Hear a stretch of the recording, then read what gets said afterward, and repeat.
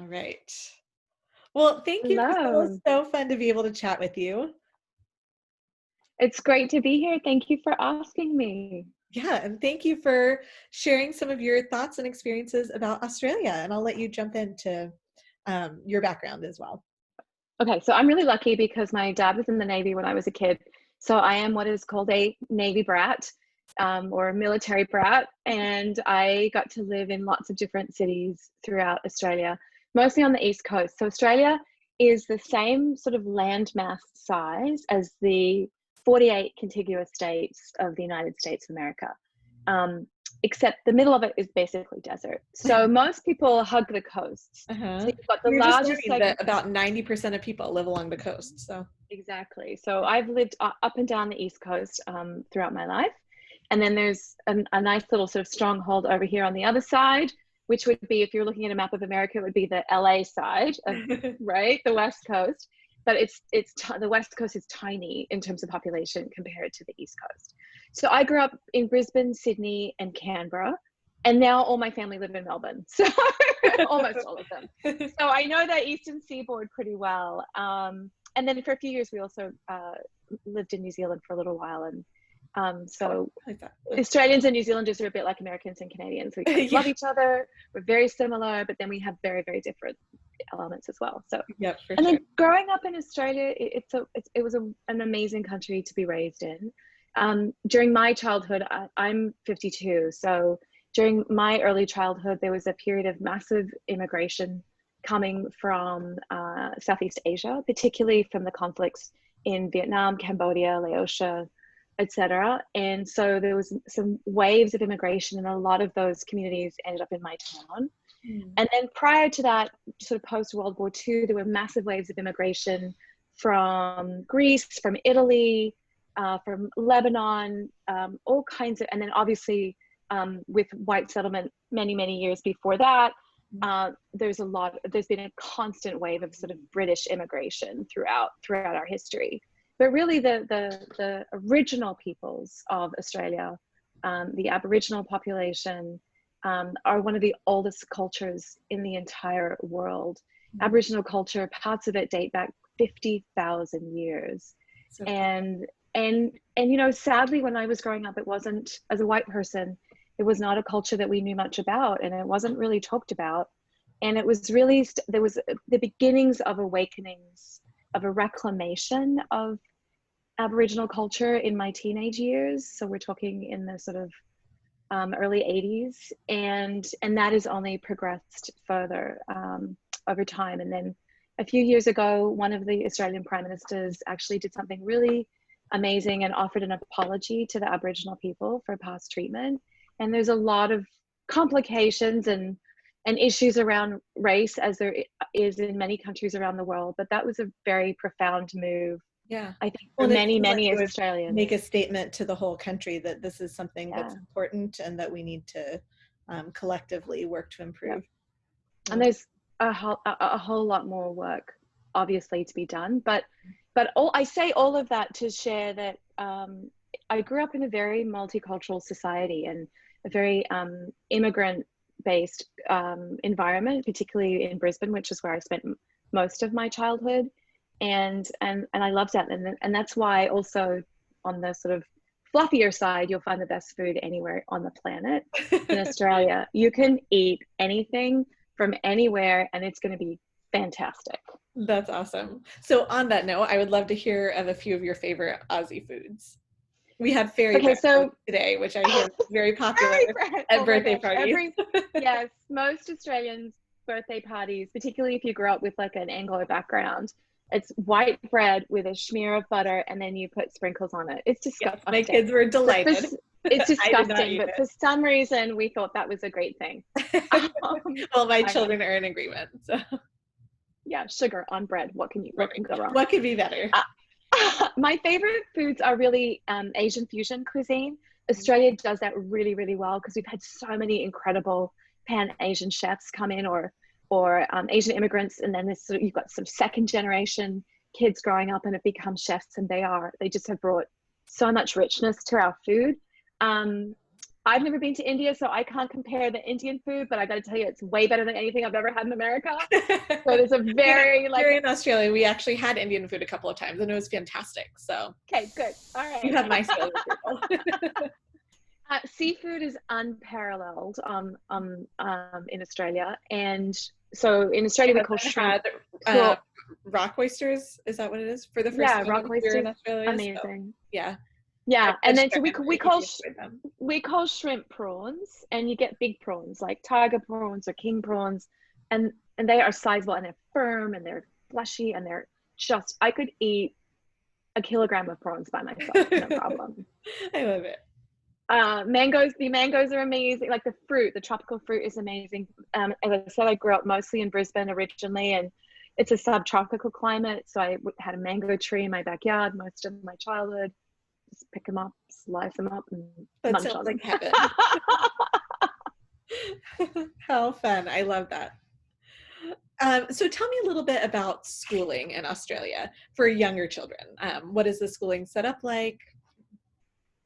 So we follow the calendar year for school. So you're in school late January until, or usually early December, and your summer break is Christmas. So the Christmas New Year holiday period. And it's not called the holidays in Australia. It is called Christmas. That's just the cultural tradition there. Probably, because of the Anglo history. So you have a six to 8 week break depending on your school over that period of time, December, January, and that's when everyone goes to the beach. And the schooling system I think it's fairly similar in terms of the sorts of curriculum that you would find in a school district here in America, but it is much more centralized. So you would have state developed curriculums. You're not going to have, one of the things that is sort of I really struggle with, frankly, in the American system is this sort of district by district. Like you can literally have a completely different education and you're 3 miles apart because you live in a different town or school district. Yeah, that is not the case, typically in Australia. Obviously, there are socioeconomic factors that impact schools. I'm not saying they've solved for all of that, but it is a state-led curriculum. It's a state-approved structure. You're mandated as an educational institution through a state public education system. There's not this sort of district by district division of resources or approaches to education. Yep. It is very much sort of based off the English model of education, although we don't do, if any of you are familiar with the British system, we don't do O levels or A levels. Which I think, but it's grades 1 through 12 plus a prep year. Until recently, we would graduate at 17, but now we graduate at 18 nationwide. So some different states have differing structures on that piece, but now it's universally across the country. You graduate the year you turn 18. But yeah, I was 17 when I finished school, and also, like, your senior year is really different. So it's cumulative. Grades 11 and 12 are really cumulative, but it's not the same as your whole 4 years of high school, every element of it counting towards your university entrance. You actually do a series of exams and final applications towards the end. And then you apply, like applying for college, you just get your score at the end, and you've listed your sort of top 6 places that you want to go to university, and then get what you get. And it's all it's a really quick process. You get your final grades. You submit your applications like late that year. I think it's like the September or the October of your senior year. You get your final grades in the late November, and then you get your offers and you start uni in the following January, February. Okay, interesting. Sounds very streamlined. Yeah. Very cool. I also feel like it's very academically rigorous across the sort of traditional subject materials. It's really strong STEM programs, science, technology, etc. But also a lot of scope for music and the arts, and particularly obviously in the younger grades, which I think is fairly similar to here as well. Yeah, that's great. Sounds like you had a great experience growing up. Yeah, I loved my school experience. I actually went to an all-girls school for high school. Oh, okay. So. Is that common? It is actually. The public school system is fully co-ed, and my parents sacrificed a lot for me to go to private school, and I had an amazing high school education. I really did. It was absolutely extraordinary. That's neat. Very cool. Tell me about some of the biggest cultural differences you see between Australia and the US. Okay. And one more thing about school, we wear uniforms. Every school wears uniforms. It's not negotiable, public, private, you all wear uniforms. Okay, biggest differences. So from the trivial, there's lots of linguistic differences, right? Australians like to shorten things. So for example, sunglasses are sunnies, barbecues are barbies. Uni, I heard you say. Breakfast is brekkie, university is uni, exactly. A utility truck, which is called a ute. That's great. And then there's lots of other like fun sayings that are just particularly Australian, and people like, do you really say that? And I'm like, well, most of them, yes. Like we do say, you do say beauty mate, or you do call each other mate. Like you say, how are you mate? How you doing mate? Etc. Like we do talk like that. I talk like that with my brothers. Yeah. I think so, the sort of more cultural juxtapositions, Australia as a you know, the dominant culture is still coming from that British Isles, sort of Irish, Western European, but really that very much British history. So, you know, the British settled and they kind of came in and they dominated and they took over that country very, very quickly and built it out and stretched out through the country. So the British really influenced early food. Like food in Australia in the 50s, before all of the Western Europeans came, was just boring and horribly boiled vegetables and meat and potatoes, like, you know, and that's kind of the diet I grew up on, because that's how my mother was taught to cook. And it was only like, I would say the last 30 to 40 years, that's where that renaissance around food has come from, that vibrant sort of immigration culture that's developed so rapidly.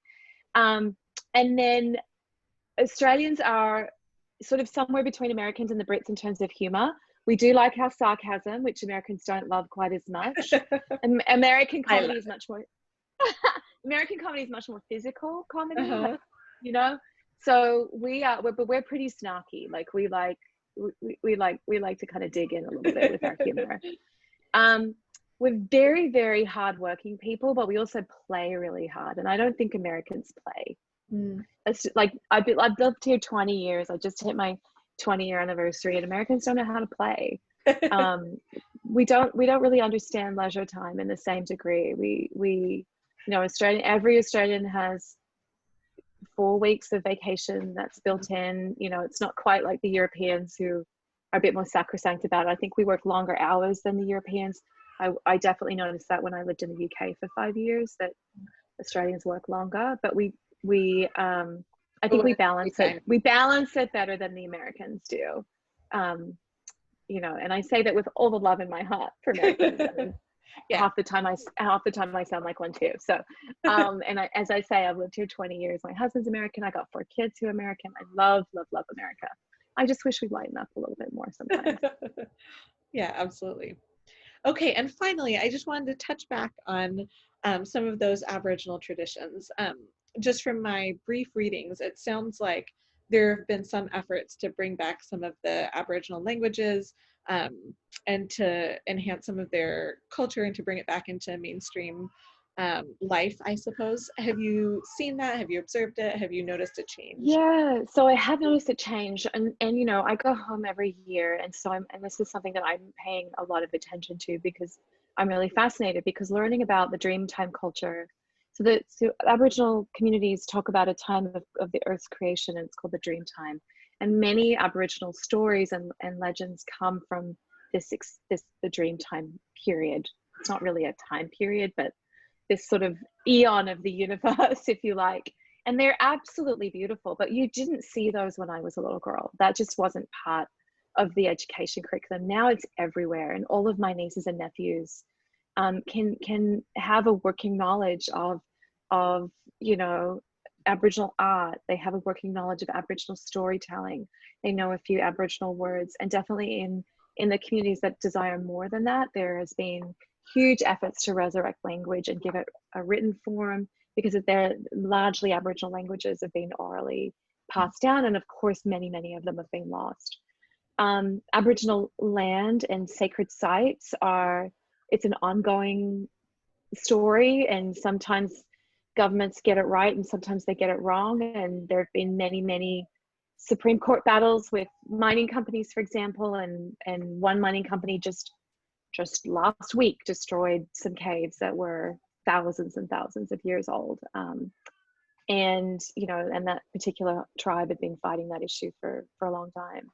So there is that. And the other thing that I have found profoundly moving is that anytime I've been to an event, a public event, there have been calls, as they're willing, and obviously it's only if the local tribe is willing, that people come in and acknowledge that the land belongs to ancestors who no longer own this land, and they acknowledge the original owners of the land. And I've never seen that before until very, very recently, like I would say within the last 6 or 7 years. And then different places that you'll go to that have been built up, you'll often now see a plaque acknowledging the original tribal owners. Mm-hmm. And these things might sound meaningless on one level, but on another level, they create an awareness that wouldn't be there otherwise. Mm-hmm. Absolutely. So as I say, a long way to go, but there have definitely been really meaningful attempts to start inculcating Australian culture with more elements of its original peoples and its original owners. Very neat. Well, I love that. Thank you, Priscilla. Are there any final things you'd like to share? I think you did a great job covering a short overview for us.